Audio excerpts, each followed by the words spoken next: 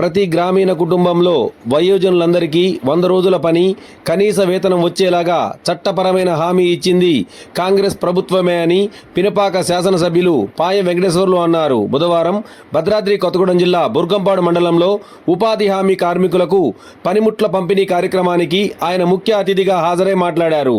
మహాత్మా గాంధీ జాతీయ ఉపాధి హామీ పథకం ధనిక, పేద వ్యత్యాసాన్ని సాధ్యమైనంత మేరకు తగ్గించేందుకు కృషి చేస్తుందని ఈ సందర్భంగా ఆయన తెలియజేశారు. సుమారు 3వ వంతు పనులకు ఆడ కూలీలకు ప్రత్యేకంగా కేటాయించబడిందని ఈ సందర్భంగా ఆయన తెలియజేశారు.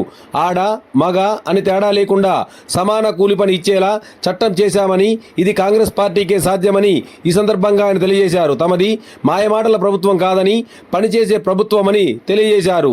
కాంగ్రెస్ పార్టీని నమ్ముకున్న ప్రతి ఒక్కరికి న్యాయం జరుగుతుందని ఈ సందర్భంగా ఆయన చేశారు.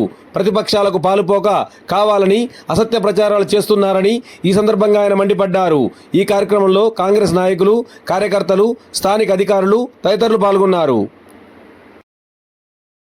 గ్రామీణ ఉపాధి హామీ పథకంలో పనులు చేస్తున్నటువంటి కూలీలకు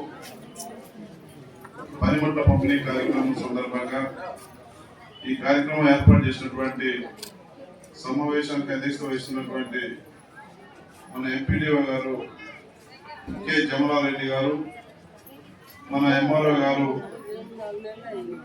కేవి ప్రసాద్ గారు,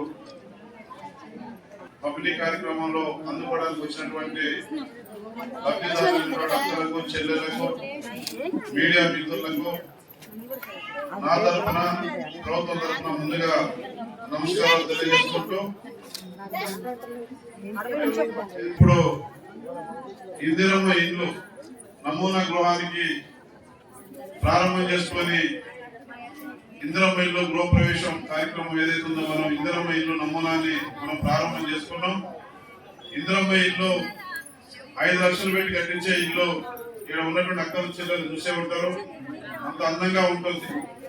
మన ఇందిరమ్మ ఇల్లు మన కాంగ్రెస్ పార్టీ ప్రభుత్వం మరి కట్టబోయేటటువంటి ఇల్లు, మీకు ఇవ్వబోయేటువంటి ఇల్లు ఎట్లా ఉంటుంది అనేది ఆ ఇల్లు చూస్తే మీకు అర్థమవుతుంది. కాబట్టి ఆ రకంగా ఇవాళ ఇందిరమ్మ ఇల్లు కూడా మనం ప్రారంభం చేసుకోవడం జరిగింది.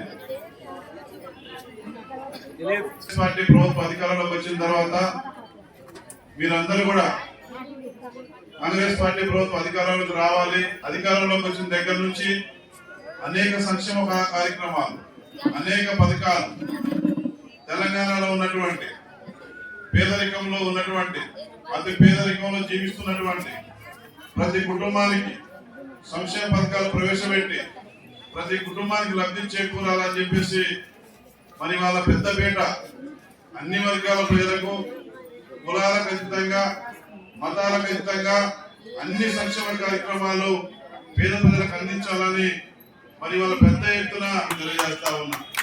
అదే కాకుండా రెండవది, ఒక పక్క అభివృద్ధి కార్యక్రమాలు కూడా మన ప్రభుత్వం పెద్ద ఎత్తున చేపడతా ఉంది. అక్కలు చెల్లెలందరూ కూడా మీరు వినాలి, మీకు తెలియని కాదు నేను చెప్పే మాటలు కూడా. ప్రభుత్వం వచ్చిన తర్వాత ఏమేమి అవుతా ఉన్నాయి, ఏమేమి మీకు లబ్ధి చేకూరుతున్నాయి, మీకు అందుతా ఉన్నాయి.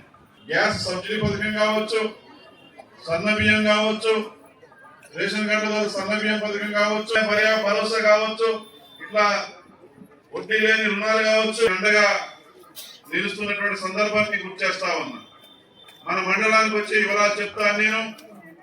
మన కార్యక్రమంగా మన ప్రభుత్వం తీసుకుంది. గడ్డి ఇళ్లలో ఉండే వాళ్లకు, రేకుల ఇల్లు బరకాలు వేసుకొని ఎవరైతే జీవిస్తా ఉన్నారో వాళ్ళందరికీ కూడా ఇందిరమ్మ ఇల్లు 5 లక్షల రూపాయలు పెట్టి కట్టించాలని చెప్పేసి మీకు తెలియజేస్తా ఉన్నా. ఈ మండలంలో మొదటిగా నాకు మన ముఖ్యమంత్రి గారు 3,500 ఇల్లు ఇస్తే అందులో మరి వాళ్ళ మొట్టమొదటిసారిగా నాకు మొదటి విడతలో 681 ఇల్లు ఈ బుర్గంపాడు మండలంలో ఇచ్చాను నేను.